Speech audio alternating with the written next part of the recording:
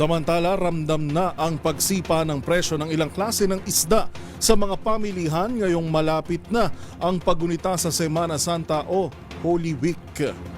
Sa Pasay City Public Market, 20 piso o 20 pesos kada kilo na ang iminahal ng bangus. 200 piso na ngayon mula sa 180 pesos sa nakalipas na mga araw. Ang tilapia naman na 140 pesos ang kada kilo, mula 120 hanggang 130 pesos ang galunggong, naglalaro ng mula 280 hanggang 300 peso ang kada kilo, mula sa dating 200 hanggang 250 pesos.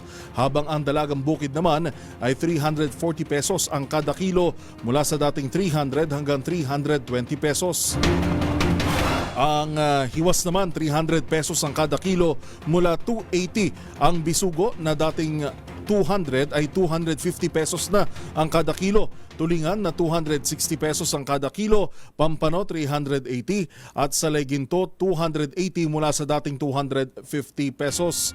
Inaasahan tataas pa ang demand sa mga susunod na araw kasunod ng paglapit ng mahal na araw.